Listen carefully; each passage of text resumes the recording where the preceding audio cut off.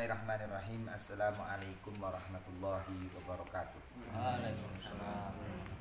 Alhamdulillahi rabbil alamin. Wal aqibatu lil muttaqin wala udwana illa 'alal zalimin. Wassalatu wassalamu ala sayyidil mursalin sayyidina wa maulana wa habibina wa syafi'ina Muhammadin sallallahu alaihi wasallam wa ala alihi wa ashabihi ajmain, amma ba'du. Melanjutkan pelajaran Ahlus Sunnah wal Jamaah ke NU-an mengenai bab tentang ajaran-ajaran Ahlus Sunnah wal Jamaah. Kalau sebelumnya kita berbicara tentang definisi atau istilah Ahlus Sunnah wal Jamaah, terus kita lanjutkan dengan manhajul fikr atau cara berpikir Ahlus Sunnah wal Jamaah. Saat ini kita akan mengkaji tentang ajaran-ajaran Ahlus Sunnah wal Jamaah. Jadi kalau kita berbicara ajaran Ahlus Sunnah wal Jamaah, pada hakikatnya adalah ajaran-ajaran yang disampaikan oleh Rasulullah SAW dan para sahabatnya. Jadi bukannya kok Aswaja ini membuat ajaran sendiri yang keluar dari Al-Quran dan Sunnah, tidak. Melainkan ajaran Ahlus Sunnah wal Jamaah adalah ajaran-ajaran yang disampaikan oleh Al-Quran dan As-Sunnah melalui pemahaman yang bersanad, pemahaman yang diterangkan oleh Rasulullah SAW kepada para sahabatnya, dan sahabatnya menerangkannya kepada tabi'in, tabi'in menerangkannya kepada tabi'in, dan itu diamalkan keseluruhannya terus menerus sampai sekarang ini. Itu adalah ajaran-ajaran Ahlus Sunnah wal Jamaah. Ini. Jadi ajaran Ahlus Sunnah wal Jamaah tentang akidah itu sendiri, ya, sebagaimana yang disampaikan oleh Imam Abu Hasan Al-Asy'ari dan Imam Abu Mansur Al-Maturidi, itu ada beberapa garis besar yang disampaikan oleh beliau-beliau, yaitu nanti berbicara tentang Allah Subhanahu wa taala, tentang malaikat, tentang kitab-kitab Allah Subhanahu wa taala, tentang Rasulullah, tentang hari kiamat, dan tentang takdir, serta tentang alam kubur. Ini yang akan menjadi fokus kajian kita saat ini ketika kita berbicara ajaran Ahlus Sunnah wal Jamaah mengenai hal-hal akidah. Ini yang pertama tentang Allah Subhanahu wa taala. Tentang Allah Subhanahu wa taala, bahwasanya Ahlus Sunnah wal Jamaah itu mereka meyakini, ya, mereka meyakini bahwa yang namanya Allah Subhanahu wa taala itu zat yang maha tunggal, zat yang maha esa, dan tidak ada Tuhan selain Allah Subhanahu wa taala. Tapi bentuk tunggalnya Allah taala ini, ya, wujudnya Allah Subhanahu wa taala ini, ya, itu satu yang tidak terjisimkan atau tidak terjasadkan atau tidak bisa kita serupakan dengan suatu makhluk apapun. Itu adalah Allah Subhanahu wa taala. Satunya Allah taala tidak seperti satunya manusia, yang mana satunya itu tadi memiliki beberapa anggota bagian tubuh. Seperti apa? Kedua tangan, kedua kaki, seperti mata, seperti kuping, dan lain-lain.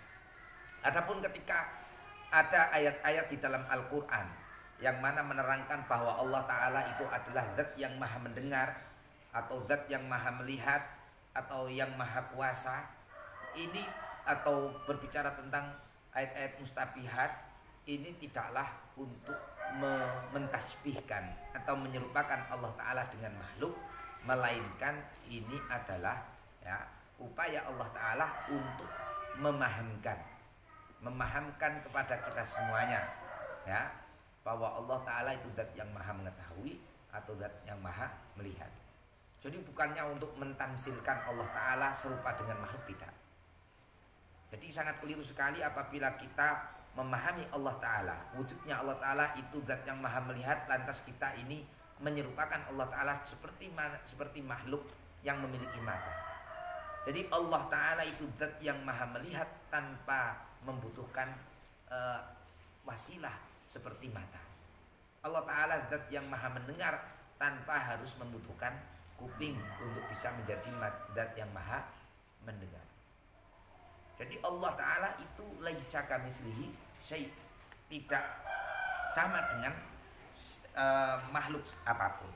Ini adalah Allah Subhanahu wa Ta'ala. Ini, dan sifatnya Allah Subhanahu wa Ta'ala, sifat wujudnya Allah Ta'ala itu sifatnya kitab.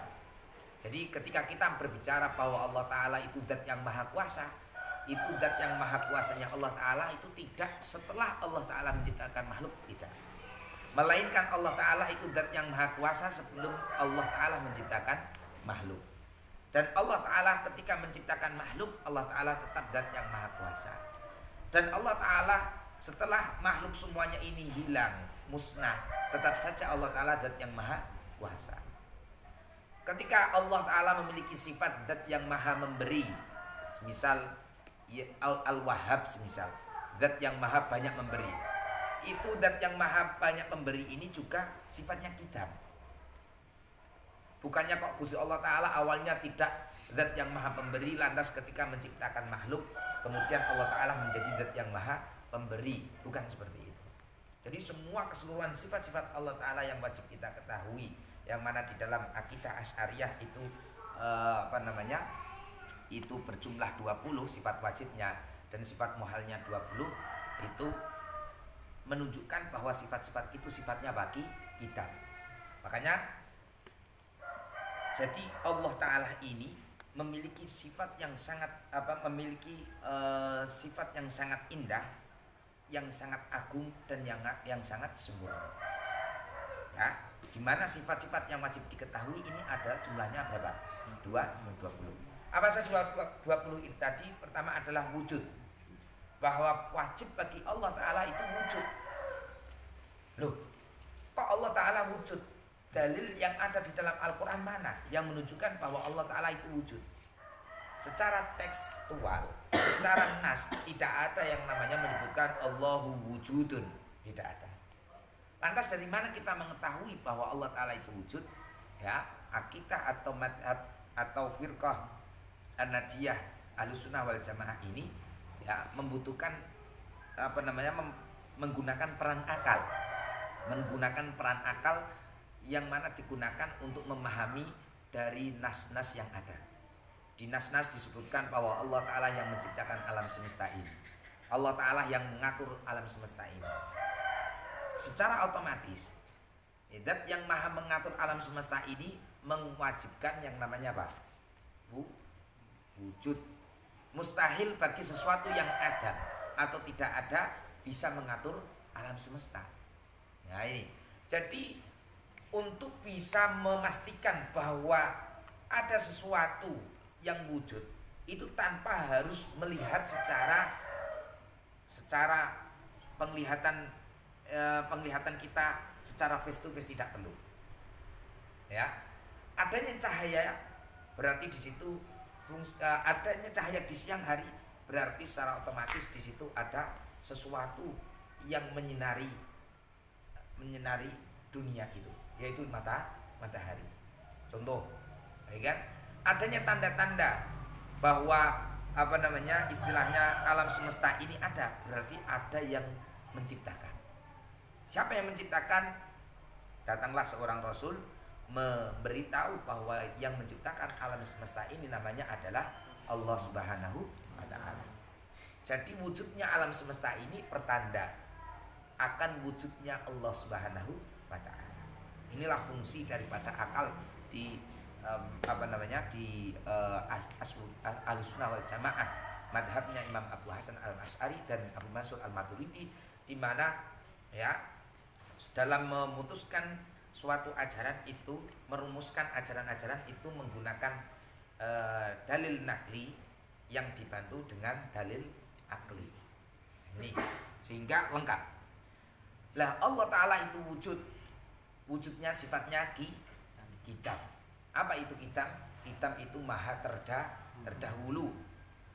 Yang mana kalau tadi lawan kata dari sifat wujud adalah adam, kalau kitam ini berarti Allah Ta'ala itu apa? Selain kitam terdahulu berarti hadis terbarukan. Jadi Allah Ta'ala wujudnya itu kitam terdahulu. Terdahulunya Allah Ta'ala bukan lantaran ada perlombaan terus Allah Ta'ala yang menang terus menjadi yang terdahulu. Allah itu zat yang maha awal, tapi awalnya Allah Ta'ala itu bila bidayah, tanpa ada yang namanya permulaan. Itu Allah Ta'ala. Dan tanpa ada yang mewujudkan. Kitamnya Allah Ta'ala tanpa ada yang mewujudkan. Sebab apabila Allah Ta'ala itu ada yang mewujudkan, niscaya berarti ada sesuatu yang lain, ya, yang lebih kitam daripada Allah Subhanahu wa Ta'ala. Artinya apa? Wujudnya Allah Ta'ala ini bukan hadis, ya, bukan sesuatu yang baru. Karena kalau ada sesuatu yang baru berarti ada yang menciptakan, yang membarukan. Paham? Seperti kita, wujudnya kita ini hadis, baru tahun kemarin, ya. Berarti ada yang mewujudkan kita. Ada yang mendahului kita yang bernama orang tua. Tapi Allah Ta'ala tidak, karena Allah Ta'ala itu lam yalid wa lam yulad. Berarti wujudnya Allah Ta'ala itu sifatnya kitab, ya.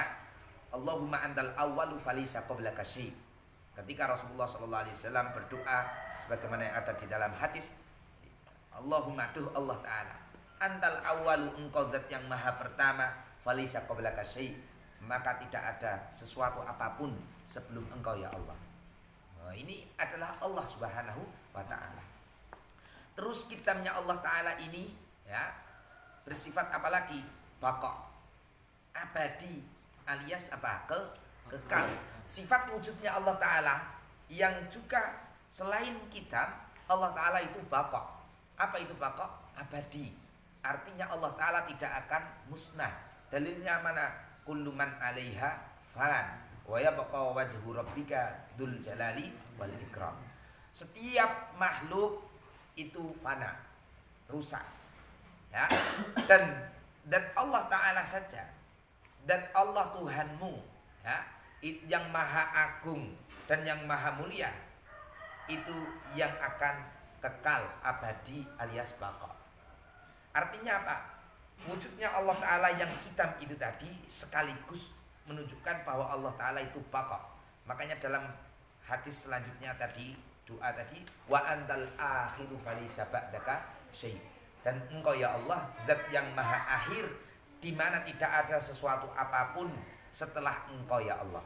Setelah engkau masih ada itu tadi ya Allah, tidak ada sesuatu apapun.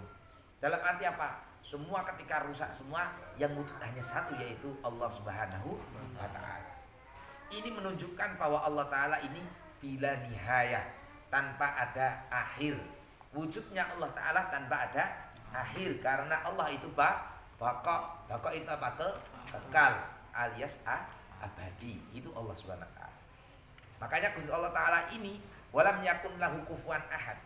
Tidak ada satupun, ya, sesuatu apapun yang menyamai Allah Subhanahu wa Ta'ala. Karena tidak ada yang namanya wujud di dunia ini yang sifatnya kitam sekaligus baqa, tidak ada. Ya, makanya ketika dikatakan Allah itu wujudnya kitam dan baqa, secara otomatis Allah itu mukhalafatu lil hawadisi. Allah itu berbeda, ya. Berbeda dengan apa? Dengan makhluk. Jadi Allah itu tidak mumasalatul lil hawadis, tidak menyamai dengan makhluk. Kenapa? Karena wujudnya saja sudah berbeda. Ya. Allah itu mukhalafatul lil hawadis dengan dalil apa? Laisa kamislihi syai'un. Tidak ada sesuatu apapun yang menyerupai Allah Subhanahu wa Ta'ala. Dengan segenap kesempurnaannya tadi itu tadi. Itu Allah Subhanahu wa Ta'ala. Ya. Jadi Allah Subhanahu wa Ta'ala mukhalafatul lil hawadisi. Dari sisi jasad, sisi zat, Allah Ta'ala itu tidak sama dengan makhluk atau berbeda dengan apa? Dengan makhluk. Kalau makhluk tubuhnya ada anggota tubuh terdiri dari beberapa bagian, kalau Allah Ta'ala tidak. Wujudnya Allah Ta'ala tidak seperti kita yang diwujudkan, tapi wujudnya Allah Ta'ala itu ala wazni fa'il. Ya, kalau kita wujudnya itu maf'ul, diwujudkan. Nah, ini. Jadi itu Allah Subhanahu wa taala. Kita harus benar-benar yakini bahwa Allah Ta'ala itu berbeda dengan makhluk. Jadi jangan sampai aswaja, kita mengaku aswaja tapi kita menyerupakan Allah Ta'ala atau menyamakan Allah Ta'ala dengan makhluk. Makanya ya, tidak boleh kita yang namanya menjisimkan Allah Ta'ala. Menjisimkan, paham? Apa itu menjisimkan? Membayangkan bahwa Allah Ta'ala itu seperti berbentuk seperti makhluk itu tadi. Ya. Karena itu bahaya sekali. Nanti kita berpikir aneh-aneh, Gusti Allah Ta'ala itu besar, laksana raksasa. Ya, Gusti Allah Ta'ala itu berada dalam singgasananya. Akhirnya ketika menemukan ayat-ayat mustabihat, kita akan berpikir Allah Ta'ala seperti gambaran-gambaran yang akal pahami. Padahal semua gambaran seperti apapun akal kita menggambarkan, ya, maka tidaklah seperti itu Allah Subhanahu wa Ta'ala. Karena apakah bisa sesuatu yang wujud tapi tidak berada tempat, tidak berada di manapun? Bisa. Makhluk saja ada kok sesuatu yang ada wujudnya tapi sulit untuk diketahui di mana posisinya. Contoh apa? Ruh. Ya, contoh apa? Ruh. Ruh itu ada, tapi di mana ruh? Di kepala kita? Di jantung kita? Tidak. Di mana lantas? Ya tadi, sulit untuk dibicarakan. Makanya ruh yang menjadi bagian dari urusannya Allah Ta'ala itu saja sulit untuk dipahami akal, apalagi ya memahami pencipta ruh. Paham? Nah, akal ini diciptakan tidak bisa menjangkau ruh karena memang proses penciptaannya itu sudah ada jeda yang begitu lama. Ruh diciptakan pada waktu di alam ruh, semua diciptakan bersama oleh Allah Ta'ala. Tapi ketika bertempat di jasad itu baru Allah Ta'ala menciptakan akal, yang mana akal ini baru. Maka akal ini baru diciptakan, akal itu diciptakan berbarengan dengan anggota tubuh. Ya, berbarengan dengan anggota tubuh. Makanya akal ini sulit untuk bisa menjangkau ruh. Bagaimana dengan apa? Dengan memahami sang pencipta ruh itu sendiri. Allah itu mukhalafatul lil hawadisi. Allah itu qiyamuhu binafsihi. Karena Allah Ta'ala itu mukhalafatul lil hawadisi, maka Allah Ta'ala ini berdiri sendiri. Allah Ta'ala tidak membutuhkan, ya, innahu laghaniyun 'anil alamin. Sesungguhnya Allah Ta'ala ini benar-benar zat yang maha semugih, zat yang maha tidak membutuhkan alam semesta. Itu Allah Ta'ala. Artinya apa? Allah Ta'ala tidak seperti makhluk, yang mana makhluk ini membutuhkan sesuatu yang lain. Untuk bisa duduk, makhluk membutuhkan suatu tempat. Untuk bisa bernafas, makhluk membutuhkan oksigen. Tapi Allah Ta'ala hidup tanpa nafas. Ya, kalau makhluk membutuhkan nafas. Allah Ta'ala itu zat yang hidup, maha hidup tanpa ruh. Tapi makhluk itu membutuhkan ruh untuk bisa hidup. Itulah bedanya Allah Ta'ala dengan makhluk. Allah Ta'ala tidak membutuhkan mata untuk bisa menjadi zat yang maha mendengar. Beda dengan makhluk yang membutuhkan wasilah mata untuk bisa melihat. Untuk bisa melihat zat yang maha melihat tadi ya. Kalau untuk mendengar, Allah Ta'ala tidak membutuhkan apa? Telinga. Ya, mohon maaf tadi. Tidak membutuhkan telinga. Seperti makhluk membutuhkan alat pendengar untuk bisa mendengar. Itu adalah Allah Subhanahu wa Ta'ala. Wahdaniyah, dan semua itu Allah Ta'ala itu wahdaniyah, zat yang maha tunggal, yang mana tadi ya, zatnya itu tidak, kita katakan satu, tidak tersusun dari beberapa bagian. Itu Allah Subhanahu wa Ta'ala. Makanya kita harus pahami sifat-sifat itu tadi. Baru setelah itu kita pahami bahwa satunya Allah, wujudnya Allah itu Ta'ala memiliki kudrah, memiliki apa?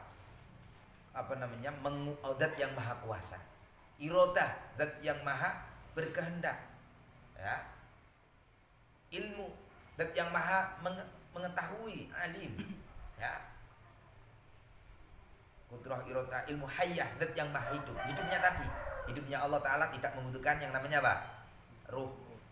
Ya. Dan hidupnya Allah Ta'ala itu abadi. Ruh terus langsung sifatnya ilmu, haya, sama zat yang maha apa? Mendengar. Zat yang mendengar tidak membutuhkan alat lagi juga. Zat yang maha melihat sama, ya. Zat yang basar, zat yang maha melihat juga tidak membutuhkan alat untuk melihat. Itu Allah Subhanahu wa taala. Ya, kalam juga tidak membutuhkan lidah, tidak membutuhkan mulut. Itu Allah Subhanahu wa taala. Ya. Jadi dan sifatnya itu adalah qidam, dan sifatnya itu ya tidak berubah-ubah.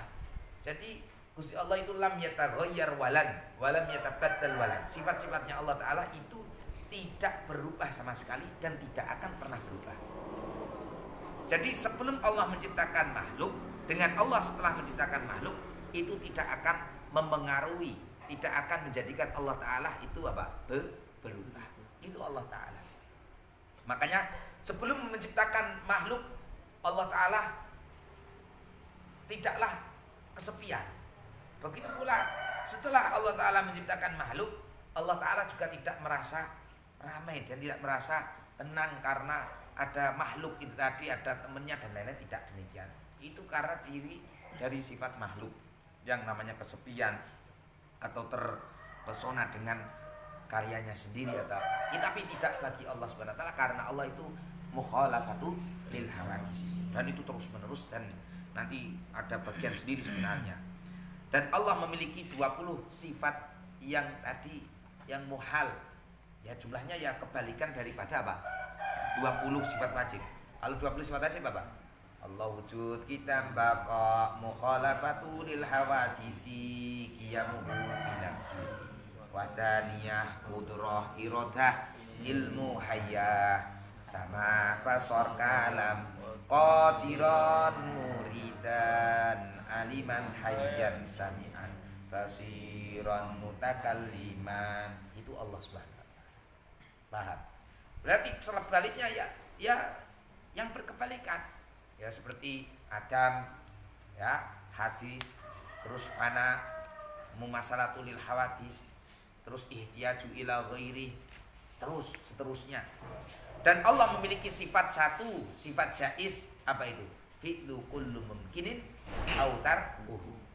Apabila Allah Ta'ala berkehendak untuk mewujudkan sesuatu, itu hal yang mungkin. Tapi Allah Ta'ala juga bisa meninggalkan, tidak berkehendak. Itu terserah hak prerogatif Allah Subhanahu wa taala. Dan Allah Ta'ala memiliki 99 Asmaul Husna. Ya, yang kita baca setiap hari, misal Ar-Rahman, ya Rahmanu, ya Rahim, ya Maliku, ya Qudus, ya Salamu, ya Mu'min, ya Muhaiminu, ya Aziz, terus ya sampai ya Dzal Jalali wal Ikram. Itu adalah Asmaul Husna yang memang harus kita ketahui sebagai orang Islam dan sebagai bagian dari Ahlus Sunnah wal Jamaah. Mengenai malaikat, ya. Jadi tadi dalam memahami sifat Allah Subhanahu wa taala, kita harus yang namanya tafwid, mengimani semua yang ada di dalam Al-Qur'an, ya, atau takwil, supaya kita terselamatkan dari yang namanya menggambarkan Allah Ta'ala menyerupai dengan makhluk. Jadi kalau ada ayat-ayat yang sifatnya mustabihat, yang memang ini ayat-ayat tersebut itu tadi memiliki beberapa makna yang serupa, maka kita jangan mentasbihkan, karena sifat mentasbihkan ini akan berujung pada mentajsimkan Allah Subhanahu wa taala. Kalau tajsim, ya, kalau musyabbih, ya, menyerupakan Allah Ta'ala dengan makhluk, bahaya. Itu kafir itu tadi.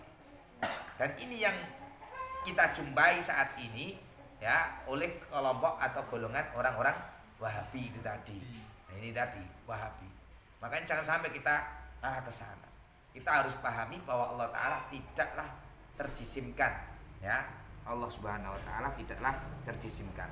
Lantas bagaimana? Ya kita takwil saja ketika kita menemui ayat-ayat mustabihat. Ketika kita mengatakan kalau paling aman takwil. Saat ini sebagaimana dikatakan oleh Imam Khatib Al-Baghdadi, kalau tidak salah saya pernah membaca itu, bahwa saat ini yang paling maslahah, yang paling bisa menyelamatkan kita, ya, dalam memahami Allah Ta'ala, sifat-sifat dari ayat-ayat yang mustabihat itu adalah dengan mentakwilkannya. Kalau dulu, ya, para ulama salaf seperti Madzhabul Arba'ah, ya, atau Imam Abu Hasan Al-Asy'ari sendiri itu tafwid. Apa itu tafwid? Menyerahkan makna sepenuhnya dari Allah Subhanahu wa Ta'ala, tidak diartikan. Itu Allah Subhanahu, itu tentang Allah Subhanahu wa Ta'ala. Itu tafwid, mengembalikan arti sepenuhnya kepada Allah Ta'ala dan Rasulullah. Tidak diartikan. Makanya Imam Malik pasti mengatakan kita iman tapi tanpa tasbih, tanpa menyerupakan Allah Ta'ala dengan makhluk. Nah, ini. Dan kita al-imanu bihi wajib was-su'alu anhu bid'ah. Itu tahunya Imam Malik. Iman terhadap ayat-ayat mustabihat itu wajib hukumnya. Tapi bertanya tentang kaifa, ya, karena orang yang bertanya ini tentang bentuknya, bagaimana bentuknya Allah Ta'ala ketika istawa alal ars, itu didukani oleh Imam Malik. Ya, wasu'alu anhu, tentang Allah Ta'ala yang kamu katakan kaifa istawa Allah Subhanahu wa Ta'ala, itu didukani Imam Malik. Iman wajib. Dan bertanya model kaif itu adalah suatu yang bid'ah, suatu yang tidak pernah ada sebelumnya. Kok kamu bertanya itu tadi? Karena apa? Bahaya sekali kalau bertanya tentang bagaimana bentuk istiwanya Allah Ta'ala sekarang. Artinya apa? Kita meyakini Allah Ta'ala sedang apa? Sedang bersemayam di aras. Dan itu tidak boleh, ya. Terus wa ma araka illa mubtadi'an. Aku tak delok awakmu iki duwe niat elek, suatu yang itu tadi, terus diusir oleh Imam Malik. Jadi kita pokoknya aman tuh bila tasbih. Kita ini iman tanpa menyerupakan Allah Ta'ala dengan makhluk. Ini tafwid. Tapi sekarang ini yang paling setelah pasca Imam Al-Ghazali dan kawan-kawannya, itu yang paling aman untuk menghadapi atau menjumpai ayat-ayat yang mustabihat memiliki makna serupa itu dengan cara apa? Cara ditakwil. Ketika ada kalimat bahwa Ar-Rahman 'alal arsy istawa ini adalah istaula. Ditakwil, yaitu apa? Menguasai. Allah Ta'ala itu menguasai, zat yang maha menguasai ars. Makanya di situ juga ditafsiri bahwa Ar-Rahman ini tidak zat, tidak Allah di situ, tidak Allahu istawa, tapi menggunakan Ar-Rahman 'alal arsy istawa. Artinya apa? Ini sifatnya Allah Ta'ala, zat yang maha pengasih, rahmahnya Allah ini yang meliputi ars itu sendiri. Ini. Terus kembali lagi, intinya ditakwil yang paling menyelamatkan kita saat ini supaya kita tidak terjebak pada yang namanya tajsim atau mentasbihkan Allah Ta'ala dengan makhluk. Adapun Wahabi, mohon maaf, itu mereka tasbih menggunakan apa adanya. Artinya ya diartikan apa adanya, dan ini membahayakan. Karena apa? Kalau kita semisal menemukan ayat yadullahi fauqa aydihim atau yadullahi ma'al jamaah, maka akan atau akan mengartikan, memahami bahwa tangannya Allah, ya, di atas tangan-tangan mereka. Berarti kalau sudah berbicara tangan, yang ada dalam gambaran pikiran manusia, kalau sudah ada tangan, ya modelnya bentuk tangan seperti ini. Dan itu kan bahayakan. Berarti itu apa? Menjisimkan Allah Ta'ala, menyerupakan Allah Ta'ala dengan makhluk, padahal laisa kamitslihi syai'. Ya, bahwa istawa ya tidak seperti yang dipikirkan oleh manusia itu tadi. Terus pokoknya kalau mau tafwid yang model itu, kalau tasbih tidak boleh.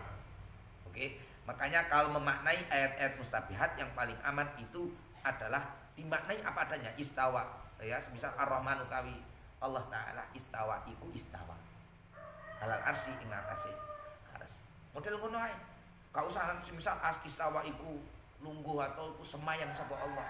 Bahaya nanti itu tadi. Karena apa? Akan memahamkan orang lain bahwa Allah Ta'ala itu berada di dalam arsy. Padahal ya Imam Ja'far As-Shadiq radhiyallahu an, beliau itu mengatakan, siapa yang mengatakan saya tidak tahu apakah Allah Ta'ala itu di atas atau di bawah, maka dia kafir. Karena dia berpikiran bahwa Allah Ta'ala itu berada di atas sesuatu atau di bawah sesuatu. Apakah Allah Ta'ala di langit atau di bumi, itu loh kalimat itu ya, itu kafir. Begitu pula siapa yang berprasangka bahwa Allah Ta'ala di dalam sesuatu atau di atas sesuatu atau di bawah sesuatu, maka dia kafir, maka dia ini syirik. Karena apa? Dia berpikir apabila Allah Ta'ala berada di atas sesuatu, maka Allah Ta'ala tertopang. Apabila Allah Ta'ala di dalam sesuatu, maka Allah Ta'ala terliputi. Dan apabila Allah Subhanahu wa Ta'ala di bawah sesuatu, maka Allah Ta'ala terlindung oleh sesuatu. Dan itu tidak mungkin, mustahil bagi Allah Subhanahu wa Ta'ala. Nah, ini makanya Allah Ta'ala itu kanallahu wala syai'an ma'ah wal an ala ma alaihi kana dul izzati lam yataghayyar walam yatabaddal walan. Gusti Allah Ta'ala itu kayak biyen sampai saat ini yo seperti dulu, tidak berubah-ubah sama sekali. Sekalipun dari Allah Ta'ala itu wala syai'an ma'ah, tidak ada sesuatu apapun yang menyertai Allah Subhanahu wa Ta'ala. Wal an, sekarang pun sama. Setelah Allah menciptakan makhluk, Allah Ta'ala juga tidak ada yang menyertai. Ini sulit tapi harus dipahami seperti ini. Ya, akal mungkin sulit untuk menerima. Masa ada yang model seperti itu? Ya ada lah, wong itu memang zat yang menciptakan kita, yang mengatur itu tadi.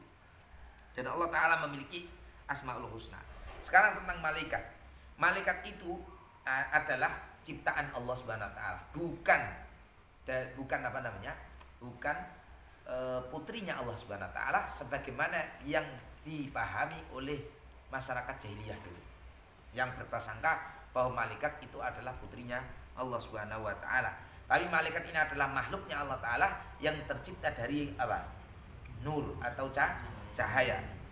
Ya, yang mana tidak memiliki jenis kelamin, tidak laki-laki, tidak pula perempuan, tidak makan, tidak minum, tidak melahirkan, tidak dilahirkan. Makanya yang membedakan, ya, kita harus pahami bahwa mildanul mukhallatun itu lam yalid wa lam yulad. Malaikat lam talid wa lam tulad. Itu malaikat. Hurul in lam talid wa lam tulad padha. Nah, terus kok lam yalid wa lam yulad sama semua, tidak melahirkan dan tidak dilahirkan. Itu bagaimana? Bedanya itu Gusti Allah itu Allahus Somad. Ya, terus Allahu kufuwan ahad. Walam yakun lahu kufuwan ahad. Itu Allah Subhanahu wa Ta'ala.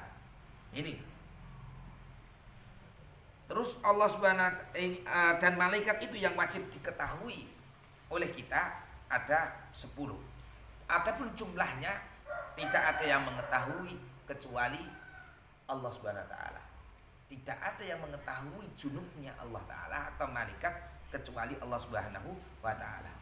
Kalau yang wajib kita ketahui ada berapa? 10. Pertama apa? Malaikat Jibril sebagai apa? Penyampai wahyu. Mikail sebagai apa? Mikail, Israfil, Izrail, Munkar, Nakir, Raqib, Atid, Malik, Ridwan. Ya, Mikail apa? Hah? Menurunkan hujan, memberi rezeki. Sing bener sing ndi. Nah, itu dipelajari neh kok. Ya. Intinya 10 malaikat ini tadi ya wajib kita ketahui. Ya, karena yang paling mulia. Adapun tentang kitab-kitab Allah Ta'ala, jelas bahwa kitab suci yang wajib kita ketahui ada 4, yaitu Zabur, Taurat, Injil, Al-Quran.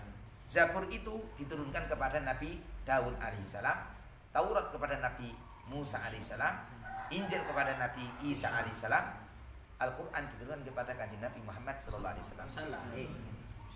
Dan Zabur isinya munajat-munajat saja, tidak ada hukum-hukum. Kalau Taurat, Injil ada, ya, cerita-cerita ini. Terus selain dari kitab-kitab itu, Allah Ta'ala juga menurunkan suhuf-suhuf. Ada suhuf Ibrahim, ada banyak suhuf-suhuf yang diberikan kepada nabi-nabi itu tadi dan para rasul. Dan Allah Ta'ala